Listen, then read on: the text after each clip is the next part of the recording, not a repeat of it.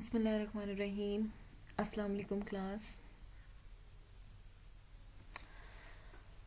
उम्मीद करती हूँ आप सब खैर खैरियत से हैं, ठीक ठाक हैं।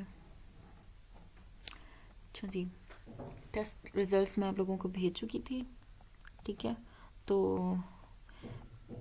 मार्क्स आप लोगों ने सब ने देख लिए होंगे अपने।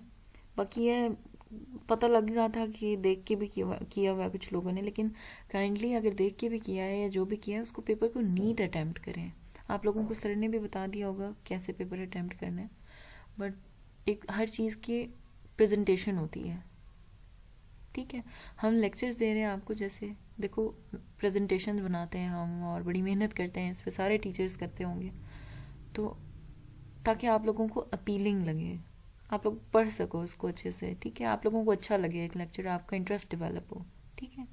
ऐसे ही है ना।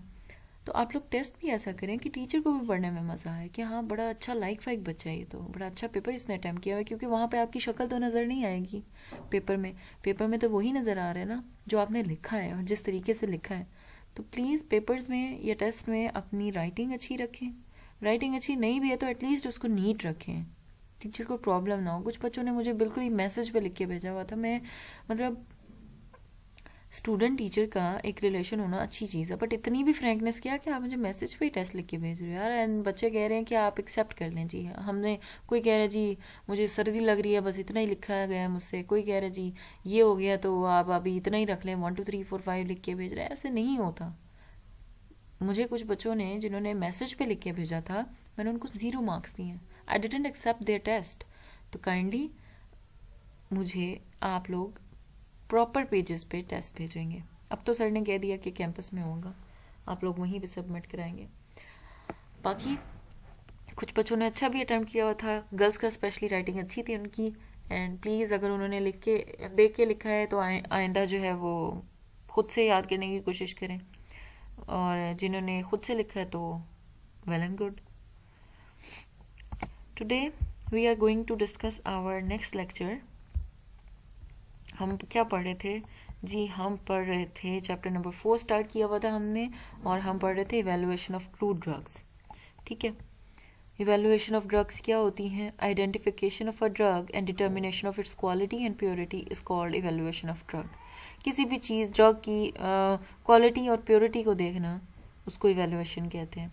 अब वो हम 5 तरीके से करते हैं: organoleptic, chemical, physical, biological and microscopic. Organoleptic हमने पढ़ लिया था कि उसमें हम मॉर्फोलॉजिकली देखते हैं, कलर देखते हैं, उसका टेक्सचर देखते हैं, उसकी टेस्ट देखते हैं, इस तरह से हम इवेलुएट करते हैं ड्रग्स को। फिर उसकी एग्जांपल्स भी हमने कुछ पढ़ी थी, नक्स वोमिका, सारसापेरिला, एंजोलप वगैरह, ठीक है। आज हम अपनी सेकंड इवेलुएशन जो है वो पढ़ेंगे, टाइप उसकी, that is chemical evaluation. Chemical evaluation क्या होती है? Chemical evaluation involves the determination of active constituents by chemical process. एक केमिकल प्रोसेस हम लेबोरेटरी में करते हैं और उसमें उसके थ्रू हम देखते हैं किसी भी ड्रग का एक्टिव कॉन्स्टिट्यूएंट, जो मेन पार्ट होता है जिसने किसी खास बीमारी के लिए लड़ना होता है। तो केमिकल टेस्ट जो है वो यूज किए जाते हैं to identify crude drugs and to determine their purity, कि कितनी उनमें जो है खालिस कितने हैं क्रूड ड्रग्स, जो एक्टिव इंग्रेडिएंट्स हैं उसमें किसी मेडिसिन के। द आइसोलेशन, प्योरिफिकेशन, पहले आइसोलेशन की जाती है, आप किसी मेडिसिन किसी भी चीज़ में से क्रूड ड्रग को निकाल लेते हो, फिर उसको प्योरीफाई करते हो, फिर उसमें एक्टिव कॉन्स्टिट्यूएंट जो है उनको आइडेंटिफाई करते हो, मेन पार्ट कौन सा है, मेन केमिकल कौन सा है। वो केमिकल मेथड्स ऑफ इवेल्युएशन के ऊपर, बेसिस के ऊपर की जाती है।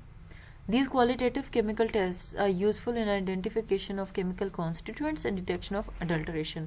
इसमें आपको ये पता लगता है कि कितनी प्योरिटी है, कौन सा केमिकल प्योर फॉर्म में है, और अडल्ट्रेशन तो नहीं की हुई, कोई इम्प्रॉपर चीज़ तो नहीं डाली हुई, वो भी देखते हो आप। Chemical tests for alkaloids, carbohydrates, proteins, amino acids, volatile oils, fixed oils are performed. इन सारी चीज़ों के लिए केमिकल टेस्ट आप लेबोरेटरी में परफॉर्म करते हो। Following values are important for chemical evaluation. अब उनमें वैल्यूज कौन कौन सी आप देखते हैं जी? Acid value, saponification value, acetyl value, ester value, iodine number, ash value and titrimetric value. अब ये चीज़ें क्या होती हैं? Acetyl value, the number of free hydroxyl groups in a fat और ऑयल। आप किसी भी फैट में या ऑयल में क्या देखते हो? उसमें OH ग्रुप कितने हैं फ्री जो घूम रहे हैं, ठीक है।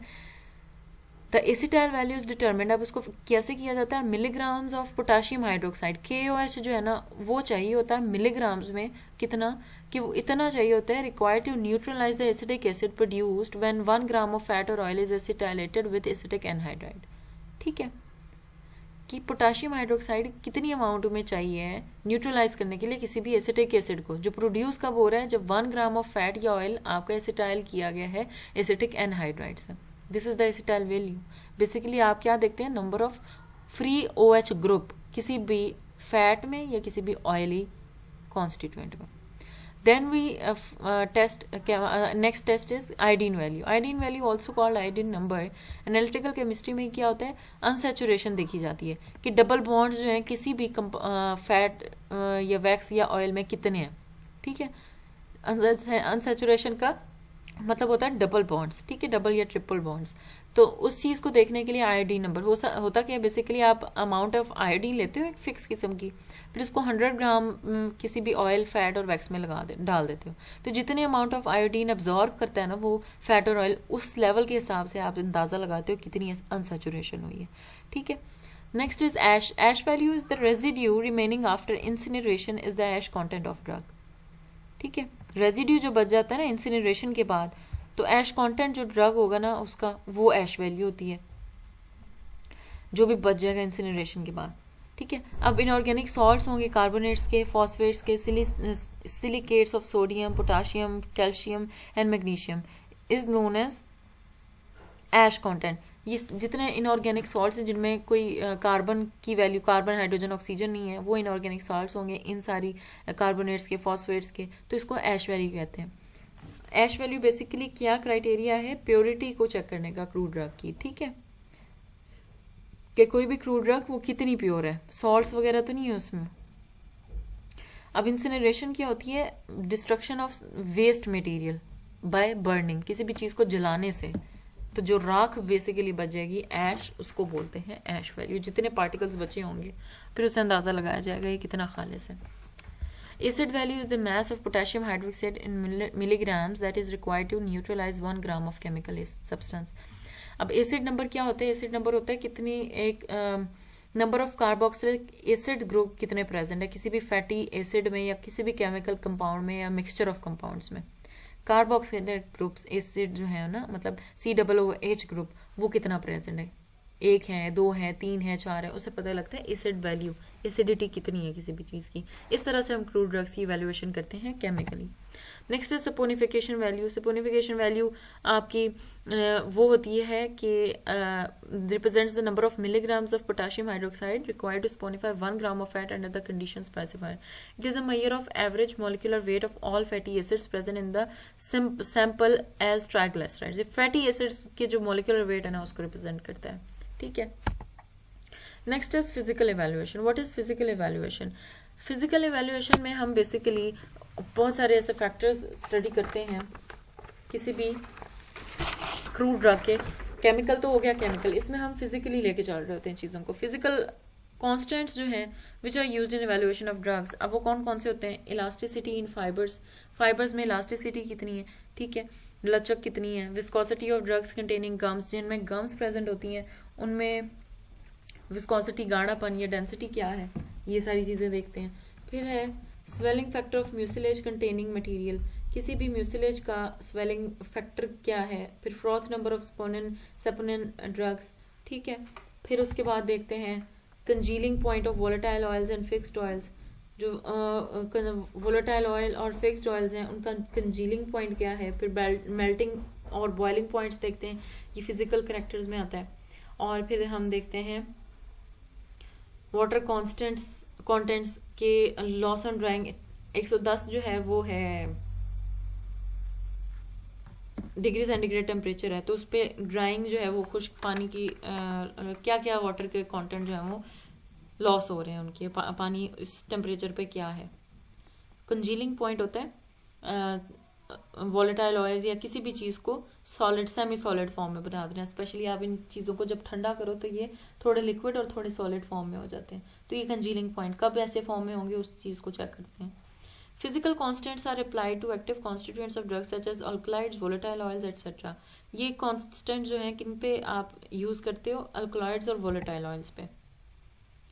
अब फिजिकल कॉन्स्टेंट्स कौन कौन से हैं? सोलुबिलिटी है, किसी भी चीज़ की सोलुबिलिटी देखते हैं, कितने जो है वो कोई भी चीज़ किसी चीज़ में सोल्यूबल हुई है तो वो कितनी देर में हुई है। स्पेसिफिक ग्रेविटी देखते हो उसकी, ठीक है। फिर विस्कोसिटी, गाढ़ापन, जैसे इधर दिया हुआ वाटर है तो वो लो विस्कोसिटी है उसकी, कोई ज़्यादा गाढ़ापन नहीं है, मतलब पतला सा एक लिक्विड है। और हाई विस्कोसिटी एक सिरप है तो वो गाढ़ा होगा, उसमें कोई ना कोई चीज़ ऐसी डली होगी। शहद एग्जाम्पल है हाई विस्कस मटेरियल की, ठीक है। फिर उसके बाद हम देखते हैं melting point.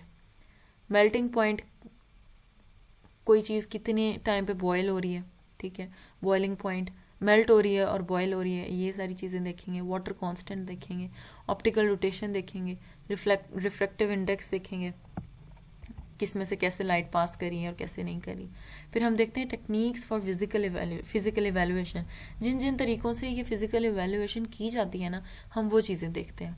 Like spectroscopic analysis आप यूवी रेज से देखते हो, IR से, NMR और मैस स्पेक्ट्रोस्कोपी, ये सारी जो है एनालिसिस हैं, इनके थ्रू आप मैस की डिडक्शन करते हो, डिटेक्शन करते हो और identification of physical evaluation of crude drugs, ठीक। फिर chromatography, paper, column, thin layer, gas, liquid, HPLC, ये क्रोमेटोग्राफी की एग्जांपल्स हैं। इसमें देख लें, ये थिन लेयर क्रोमेटोग्राफी है, ये 7 कॉलम क्रोमेटोग्राफी है। अब थिन लेयर क्रोमेटोग्राफी में क्या होता है, यहाँ से आप स्टार्ट करते हैं, कोई भी पेपर ले लेते हैं, ठीक है।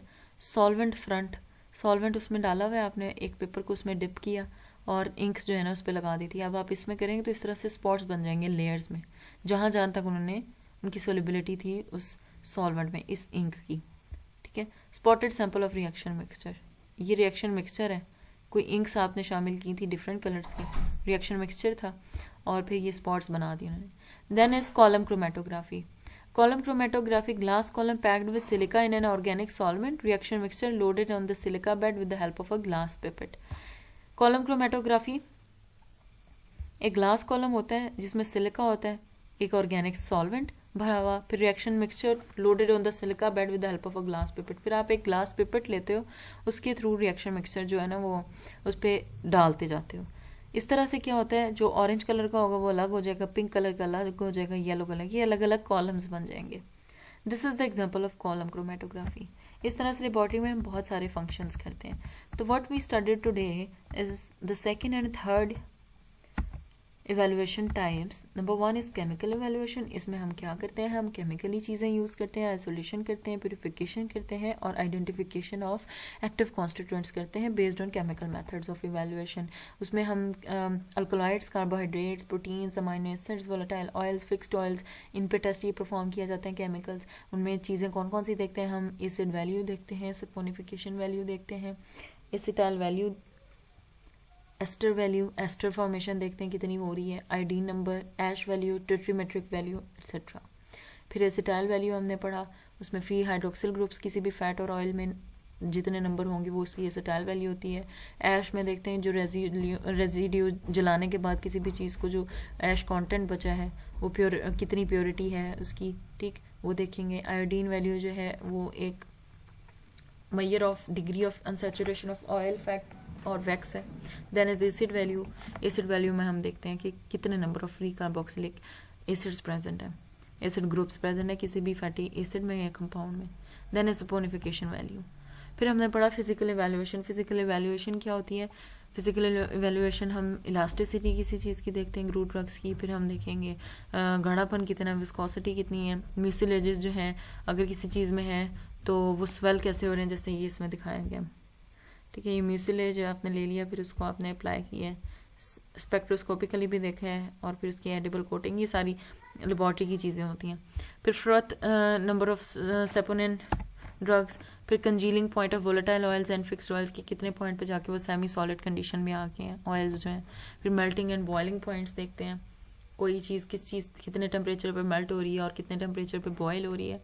वाटर कॉन्टेंट्स देखते हैं, loss on drying at 110 degree centigrade. Physical constant जो एक्टिव कॉन्स्टिट्यूएंट्स पे अप्लाई होते हैं ना वो कौन कौन से हैं, वो अल्कलॉइड्स हैं और वोलेटाइल ऑयल्स हैं। देन फिजिकल कॉन्स्टेंट्स हमने कौन कौन से पढ़े, solubility, specific gravity, viscosity, melting point, boiling point, water constant, optical rotation, refractive index. फिर टेक्निक्स हमने देखी हैं कि स्पेक्ट्रोस्कोपिक एनालिसिस होता है, वो देखा जाता है यूवी रे से, आईवी रे से, एनएमआर से और मैस स्पेक्ट्रोस्कोपी से। मैस की डिटेक्शन होती है, आइसोटोप्स की डिटेक्शन होती है, रेस कौन कौन सी से पास हो जाते हैं, इन सारी चीज़ों को देखा जाता है इसमें। फिर क्रोमेटोग्राफी होती है, आप paper, column, thin layer, gas, liquid, HPLC, ये सारी टाइप्स हैं क्रोमेटोग्राफी की। इनसे आप एक्टिव इंग्रेडिएंट को दूसरे इंग्रेडिएंट से अलग कर लेते हैं, जैसे इन लेयर्स में बना हुआ है। Right, this is thin layer chromatography and this is column chromatography. Right, that was all about for today's lecture. I hope you will enjoy it and please learn it by heart. अच्छे से पढ़ें और लिख के याद किया करें, please लिख के याद किया करें। आपकी फ़ायदा ये होगा, आप पेपर में लिखने बैठेंगे, आपके दिमाग से पहले आपका हाथ चलेगा, आपको याद रहेगा। ठीक है जी, थैंक यू, अल्लाह हाफ़िज़।